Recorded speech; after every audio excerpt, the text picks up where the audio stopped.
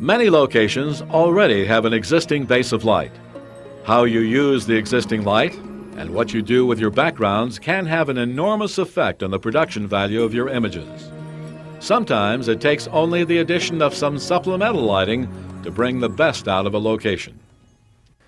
A lot of times when you're working on location, you're in an environment, a corporate office or a store, where there's an existing base of light. And whether it's from fluorescence or the overhead practicals in a supermarket or from windows in that kind of environment, that existing base of light is kind of your constant, and you need to work with and around that.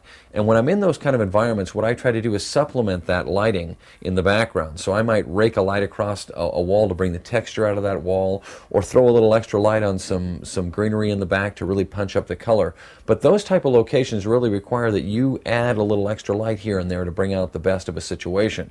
In the corporate industrial realm, you might take a little colored gelled light, a little blue or a little lavender, and just add a touch of color here and there just to make that environment a little more fun to watch on camera.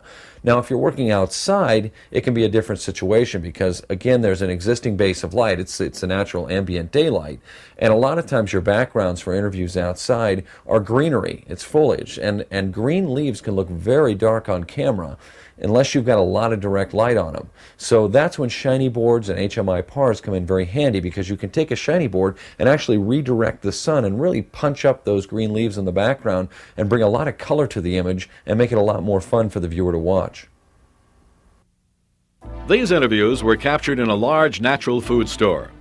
The existing light was overhead mercury vapor lights, which is close to daylight color balance. For both interviews, the subjects were lit with a KinoFlow 2-foot 4-bank with daylight tubes. This first image was set near a large window, with a bookshelf set underneath the window in the background. Once the subject lighting was complete, Holshevnikov then used a 650-watt tungsten Fresnel to illuminate the bookshelf and provide a warm glow for the background of the image. The second image was lighted in the same manner. Because of the extended color latitude of video cameras, Holshevnikov will often mix color temperatures and use tungsten lighting for backgrounds when working in a daylight setup. In this instance, the supplemental lighting brought the greens in the background to life. Empty walls can be a difficult lighting task. Sometimes, if the light can seem motivated by a window outside the shot, breakup or window patterns can provide a believable background treatment for locations. This first image in a hotel room utilized Camera window patterns to create a late afternoon feeling. A look at the diagram shows that a light bank was used with a soft grid to provide a controlled key light that was motivated by the desk lamp, and a 650-watt Fresnel was used to project the patterns on the background wall. The camera was balanced for tungsten light. The second image used window patterns to fill a large background wall with dappled light. By turning off the two background effects lights, we can see how the reception desk area looked with the use of the talent light only. The addition of a 1,000-watt Fresnel through the pattern brings life to the large wall behind the subjects. A white bounce card was then illuminated to reflect in the gold letters on the wall, and the background lighting was completed.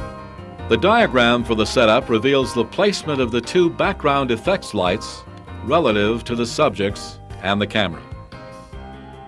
Some locations may seem more difficult than others.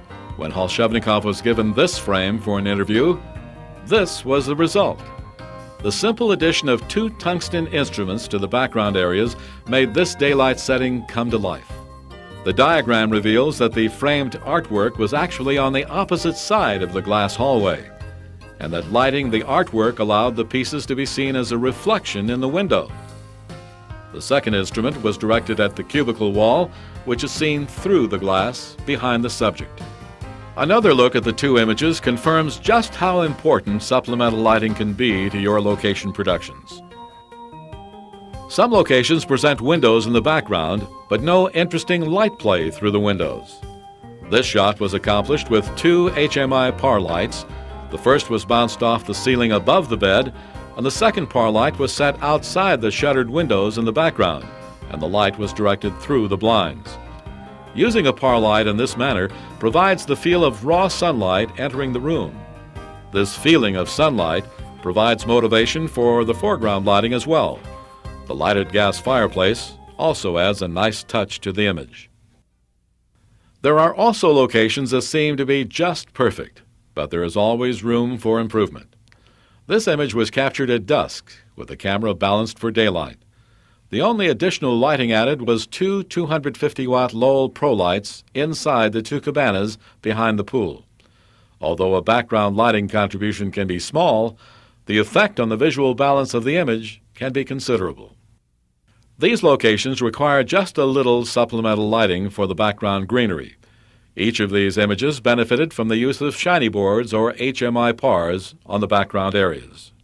Shiny boards are hard silver reflectors that can be used to redirect the sun when needed. When shaded bushes or shrubs are in your background, the use of a shiny board can instantly add life to your shots.